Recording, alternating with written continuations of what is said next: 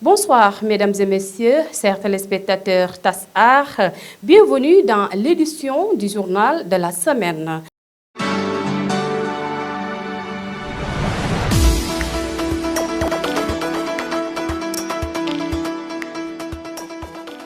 Démarrons par la politique. Les préparatifs des élections locales au 23 janvier 2022 vont bon train dans le Fouladou.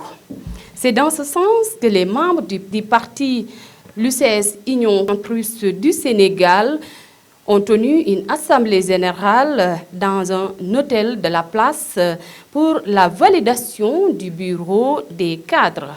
Mamadou John est au micro de votre servitrice. Cette rencontre s'inscrit dans le cadre de la redynamisation et de l'animation du parti qui a été lancée par le président du parti, l'honorable député, le président Abdoulaye Baldé, qui a donné mandat effectivement à la structure nationale des cadres d'installer au niveau de chaque région une structure des cadres qui va effectivement contribuer à la réflexion stratégique, à l'animation, effectivement à la vie politique au niveau de chaque entité territoriale. Disons, le programme s'inscrit dans la vision centriste, faire en sorte effectivement que la recherche des équilibres soit au cœur des politiques publiques, n'est-ce pas? Nous ne sommes pas dans les extrêmes. Nous veillons à ce que le Sénégal soit gouverné au centre et que les impératifs de conciliation des investissements structurants puissent être effectivement mis en œuvre en même temps que l'appui aux services sociaux de base, une bonne politique d'aménagement et de développement durable des territoires, veiller à ce que les communautés les plus éloignées puissent avoir accès aux services publics de qualité. Voilà en gros la recherche de l'action centriste. Aujourd'hui, c'est en phase de structuration. Nous veillerons à ce que dans chaque entité du territoire, que les cadres du parti puissent porter cette vision du président Abdoulaye Baldé. Je voudrais d'abord, au nom du président Baldé et de l'Union nationale des cadres, féliciter les cadres de Kolda qui, depuis la rencontre du 14 août dernier, ça ne fait pas un mois à Dakar que la restructuration, la relance des activités a été lancée, la redynamisation. Kolda s'est positionné pour véritablement être le premier point d'ancrage de cette redynamisation, parce que Kolda fait partie des bastions phares du parti et que les cadres de Kolda ne sauraient être en reste. De la politique, nous passons au développement. Kolda Development Foundation, qui a organisé un week-end d'activités, à savoir une section de formation en technique de culture de la semence, une opération de don de sang et de reboisement. Bambo Signaté au micro de Ibrahima Baldé. Je voudrais partager cet immense plaisir pour m'adresser à vous aujourd'hui au nom de Kolda Development Foundation, qui s'appelle la Fondation pour le développement de Kolda. En cette belle journée de 3 septembre, ici dans une jolie contrée de Tamasanka, donc pour lancer les activités de VST de CADEF. Le présent programme entre dans le cadre des projets pilotes qui viennent de notre plan stratégique quinquennal, parce qu'on a un plan stratégique de 5 ans.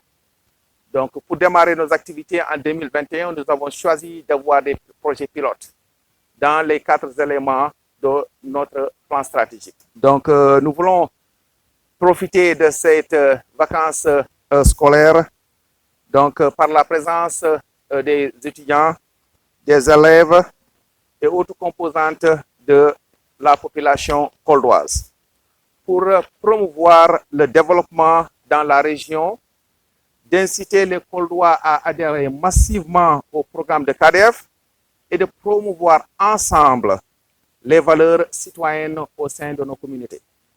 Donc, comme vous le savez, CADEF est une organisation associative dont l'objectif principal et de contribuer en cohérence avec les autorités politiques, publiques, au développement socio-économique et durable et le bien-être des populations de Kolda. Pour parler santé, nous irons à Bounakan, quartier de la commune de Kolda. Le mouvement Kolda Debout est venu appuyer les travaux de construction de la morgue de ce quartier. Les populations bénéficiaires de cette infrastructure expriment leur joie au micro de Amadou Diao. Donc aujourd'hui, nous sommes venus ici pour le coulage de la morgue de Bounakan. Donc la morgue, c'est une demande sociale. Bon, les travaux, on les avait entamés depuis lors, mais à un certain moment, il y avait un blocage. Bon, maintenant, depuis notre rencontre avec Abdourahmane Baldé Didoura, bon, la population de Bouna l'avait interpellé par rapport à la réhabilitation de cette morgue. Donc, chose qu'il a accepté. Et depuis lors, il est en train de nous accompagner pour finaliser ce joyau. Pratiquement tout, hein, il nous a vraiment appuyé sur le plan matériel. Donc, il nous a donné 10 tonnes de ciment, bon, des chargements de béton et des chargements de sable, plus 500 000 pour le premier appui. Bon, ensuite, il nous a appuyé aussi d'une valeur de 1 million de francs CFA pour continuer les travaux. Donc ce matin aussi, il nous a envoyé 150 000 pour l'achat d'un bœuf, pour le déjeuner des gens qui sont en train de travailler au niveau de cette morgue. La base culture de ce journal de la semaine nous amène à parler de Mambo Diao qui a donné un appui de 8 millions de vivres aux organisateurs du Grand Juju.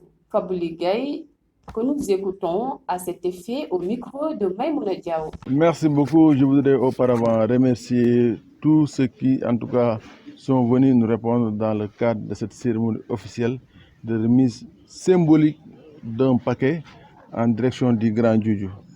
Remercier particulièrement le directeur des domaines. Je suis gêné parce que simplement on est collaborateur politique, mais je voulais le remercier pour cet acte de haute portée sur le plan, en tout cas, de la générosité.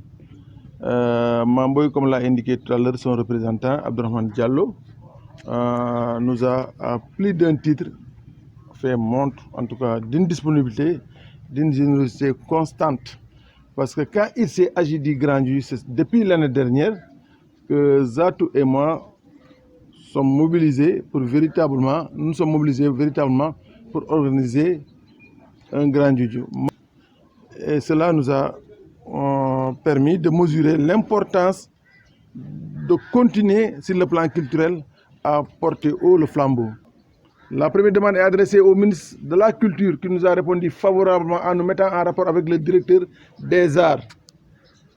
Mamboy, quand nous lui avons parlé de Grand Juju, effectivement, s'est engagé résolument à prendre en charge tout ce qui est lié à la restauration. Vous savez, dans un Juju, si la restauration est réglée, à mon avis, tout est réglé. Au-delà de la restauration, il a aussi pris en charge tout ce qui est lié à l'habillement, à l'entrée et à l'habillement à la sortie des initiés, ce besoin social. Il nous a permis aussi de régler la question liée à l'animation culturelle. Parce que le Juju, comme on le dit, hein, est d'ordre culturel. Il nous a aussi permis véritablement de retourner chez nous, au Juju, et de nous consacrer un mois durant à l'initiation, à la préparation des enfants et à prendre en charge la question mystique. À présent, nous clôturons ce journal par le sport. En parlant du démarrage des championnats populaires communément appelés Navetan, le Degam qui a battu un rappel des responsables d'ASC. Les propos de Mamadou Sow ont été recueillis par notre servitrice. L'objet de cette rencontre aujourd'hui, c'est tout simplement dû à une situation qui prévaut un peu partout au Sénégal et particulièrement à Kolda. Ça veut dire que le démarrage des Navetan. C'est pour cela, vous savez, que le renouveau de façon générale et le Degam de Kolda de façon particulière, c'est le centralisme démocratique.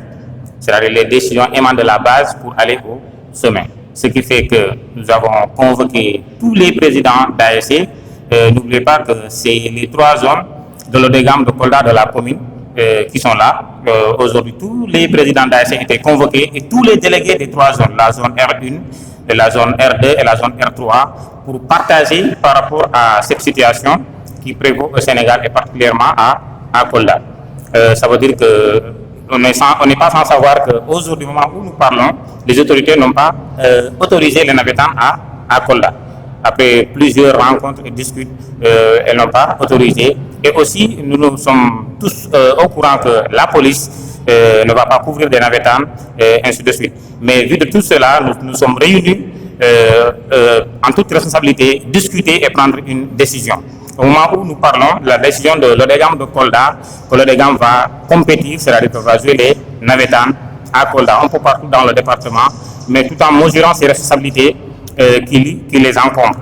Et aussi, au-delà de ça, nous avons demandé à tous les délégués d'aller rendre compte de cette décision-là aux ASC et que les ASC qui s'engageront naturellement vont venir jouer les activités de navétane avec l'ODEGAM de Kolda. Merci de votre fidélité. À la prochaine édition.